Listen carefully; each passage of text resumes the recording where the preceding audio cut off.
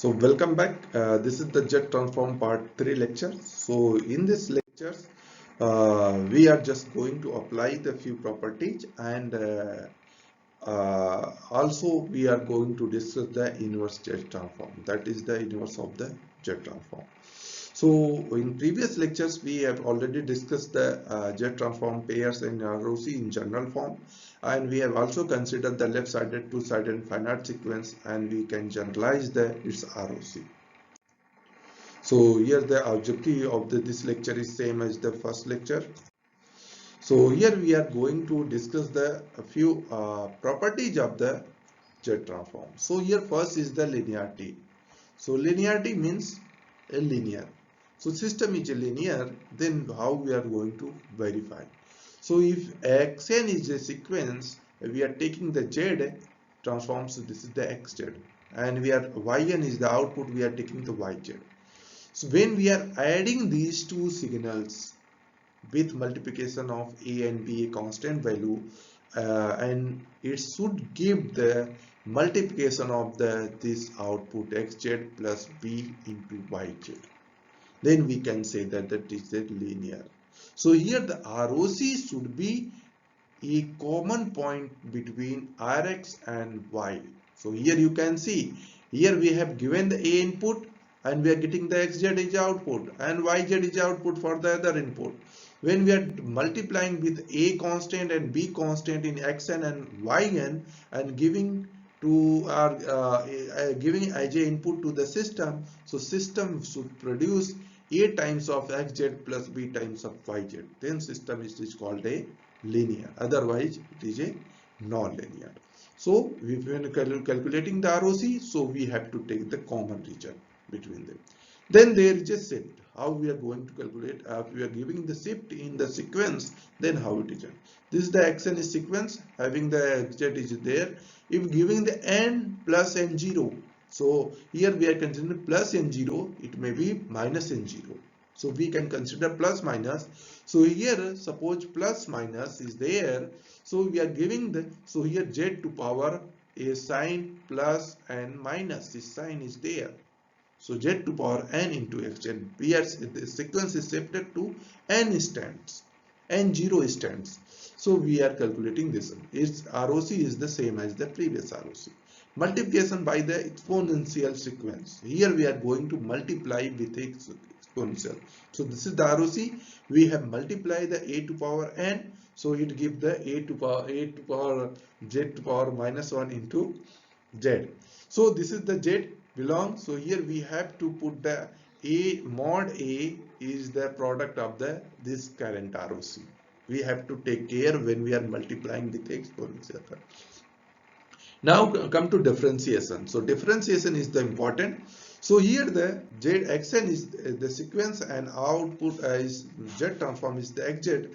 We are differentiating n times of xn, so means we have to differentiate this xz. So simply we can put minus z dxz by dz, and its ROC is the same. So ROC will be same. So only we can see the, if we are differentiating n times of xn, we can differentiate dx by z and multiplied by minus 1. So it gives the, and conjugation. So conjugate means this is the ROC. If we are multiplying with taking the conjugate value, so same as the conjugate value of in Z transform with minus 1. So this is the properties, these few properties of the Z transform. Then other few properties, that is the reversal, time reversal. So you can see, so these are the x and z is formula. When we are giving the minus 1, just reversing. So we have to put in place of z, in this z is equal to z minus 1. So that is equivalent to 1. And ROC will be reversed. Inverse we have to, here the ROC is the x, Rx, and here we have to make 1 by Rx. And real and imaginary part, so real part we have to take 1 by 2 xz plus conjugate of the x transpose into z is also conjugated. And similarly imaginary part we have to take, and ROC we have to consider based on the same. For the real and imaginary part, both are the same. Initial value theorems, Vxn is equal to 0. So initial value theorem, we have to simply apply x0 is equal as input is equal to 0 is equal to limit z tends to infinity xz. So this is the a ROC of the or we can say the initial value theorem. So we can find that z tends to infinity, we have to take the limit and put the value. So convolution between two sequences. So you can see we are taking the convolution in the sequences, but in the z domain we are simply multiplying. So that's why it is the most applicable there are a lot of the applications in DSP of the Z transform. So because when we are taking the convolution, means we have to take the convolution, we are going to product two signal, so we have to take the convolution in terms of the discrete sequence, but in Z domain we have simply product. And here also we have to take care the ROC, so we have to consider the common point. So they have given the proofs here. The convolution is that we are considering, we are putting these values and we can find this is the equations. So this is all about the point. So now come to the inverse Z transform by the partial fraction method. There are several methods. Here we are just going to consider for the basic purpose the partial fraction expansion and series expansion method. So these two methods we are going to consider. So partial fractions, suppose a transfer function is given in Z transform having the numerator value, having the denominator value, these can be expressed in the partial fraction. So a by 1 minus z, b by something summation. So this is the general form they have given. Zeros and poles they are expanding in terms of. So we have to calculate what is the a coefficient and cm coefficient values. So apply partial fraction expansion. First term exists only if numerator part means m greater than n. Then first term exists, means these terms should be exist when m greater than n, else it is the 0. So this is the first term. So this condition exists when m greater than n. So BR we have to calculate using the long division method. So this is the long division method. Second term, so these terms, this is the second term, exist or represents the all first order poles. First order poles means a distinct poles are there in the system, then we have to use. So we have to calculate AK. So there will be similar terms for every higher order poles we have to consider. If the means a third term represents the if a s number of the poles are lies on the same locations, then we have to consider and give the exponential term and we have to calculate the same. So each term can be inverse transformed by the inspection method, but generally we have to represent in form of the standard Z transform signal, like a del and you have the 1 and unit signal have the Z by 1 minus Z. So in the form you can represent and we can transfer in or we can take the inverse Z term. This is the one examples we have to consider. Suppose this example is there, xz is equal to, this is the example and ROC they have given, and we have to find a sequence. So we have to just apply here. You can see numerator part 1. So here m will be 0. So there is no first term will be 0 and n will be 2. And there is all the poles are the distinct. So there is no overlapping pole. So we have to just apply the partial fraction a1 by this one plus a2 by this one. We have to calculate by the exponential comparison what is the value of a1. We have to calculate it, and a2 we have 2, and we are putting in the here the -1, here the 2. So you can see this is the a value. So we can simply put a is equal to 2 into 1 by 2 a to power n en minus 1 by 4 to power n en. And when we are finding, you can see that this is the ROC, this is the 1 by 2 and entire pole. So this one is the, you can see the solution. So we are considering second example. So here we are considering the zeros positions. Here the two zeros are lies on this same location, and but the poles are the distinct. So this is the ROC they have given in graphical form. So we have to first, you can see second This is the numerator and denominator both have the same denominator. So first we have to calculate the first term, that is b0. So we using the long division we have to divide. So we can get the 2. So this is the 5z to power minus 1 minus 1. So this is the part 2 plus we can write in the form. Then these form we can calculate in the using the partial fraction expansion a1 and a2. So a1 and a2 we have to calculate it, and putting in these equations we are getting the final inverse jet transform. This is the signal. So similarly, so other examples we can consider. So this one example, uz equal to z to power 2 and z to power 2. So here we can write in terms of the C0, C1, C2. So two poles are there, Z2 is equal to 2, Z is equal to 4. So these two are the distinct. So first partial series expansion we have to calculate C0, and then C1, C2 we have to again calculate it, and all the values we can put and calculate the Z transform. So this is the UK values in Z transform. So inverse Z transform by power series expansion. So this is the xz is equal to, this is the general Z transform. Z transform expansion extended in the series form, xz is equal to, this is the series form. When we are breaking the summation part or removing the summation part, so it gives this a series. This is the two-sided, minus infinity to plus infinity. So Z transform of this form can generally be inverse easily, especially useful for the finite length series. If we are considering minus infinity to plus infinity, then we have to apply that, we have to consider the some series properties. If there is a finite, then we can easily expand this one. So suppose this is the xz they have given for the example, we want to convert. Here only the zeros are there, there is no poles. So we can rewrite in this form. So you can see z to power 2. So this is the multiplied by 1. So there is a impulse del n plus 2, and this is also del, and this is the del, and this one is the del. So in terms of the impulse response, we can give the in terms of the sequences. This is the values. This is the for the finite series. Then now come to the properties of the inverse Z transform. So similar way, which is already discussed, the properties of the Z transform, same properties we can also apply in the inverse Z transform. So that is the linearity. So linear properties, same we have to consider. There is a sequence xn and having the Z transform xz, and ROC is the Rx.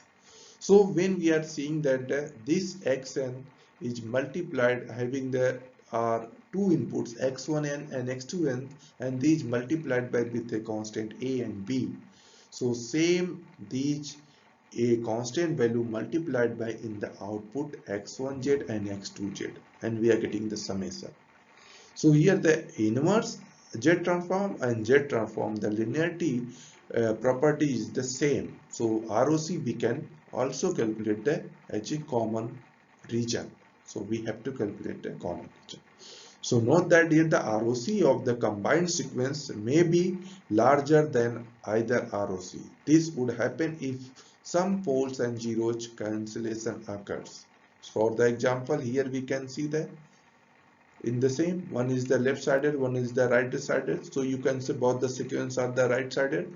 So both the sequence poles z is equal to a, both they have the ROC defined mod z is equal to a. So in this case you can see poles at z is equal to 1 cancel with the zeros, z is equal to 1. So poles and zeros both are the cancel out.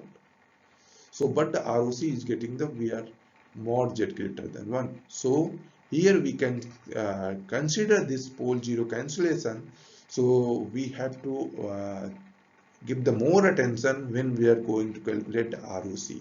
So here the ROC entire z plane except z is equal to 0. Then now come to the time shifting. So time shifting is the same as the Z transform properties. Here also we have given the minus n. So this is also plus. So here we have to consider plus. So same condition we have to apply. So here as I discussed in the Z transform. So here ROC will be the same. So here n0 is a integer. It may be negative, it may be positive. If we are positive, then we are shifting in the forward direction or in positive z direction. If negative is, we are giving in the left side. So if positive sequence, it is shifted in the right direction. If negative, is in the left side. And ROC is the, we can find same as the, we can add or remove poles at z is equal to 0 and z is equal to infinite. Suppose for example, they have given xz is equal to, this is the ROC. And when we are calculating the z transform, so you can, this is the z inverse equivalent solution. Same formula we have to apply here for the inversion. So for the multiplication by the exponential, so here they have multiplied z to power to power n. So ROC is also multiplied by z2 naught. So ROC is scaled by the mod z, and all poles 0 located on the same is are same scale. Z0 is the positive real number. Then Z plane shrink or expands. It depends on the sign. If Z0 is a complex number, then unit magnitude is going to rotate. So they are lying in a circumference on the circle.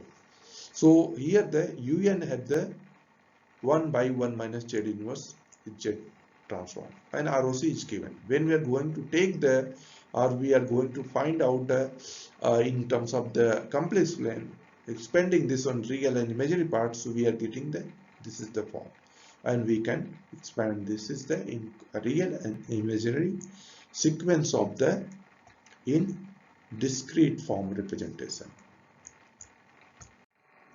So now come to the differentiation. So here the same differentiation properties also exist.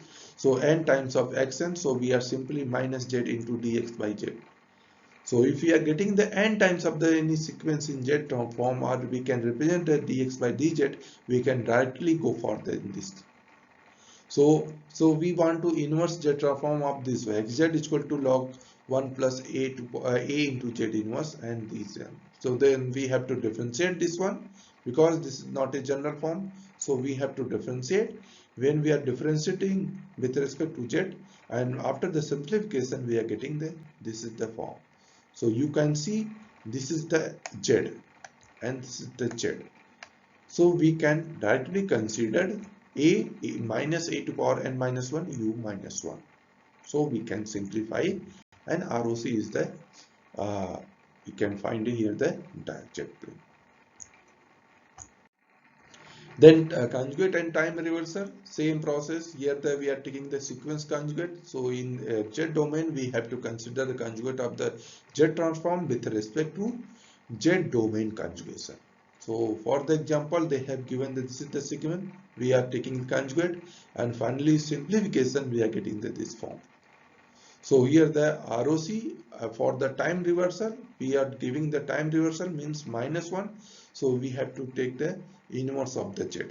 So ROC is also going to inverse. So same principle we have to apply in the properties of the inverse z transform. So for example, we have to consider xn is equal to a to power u to power minus 1.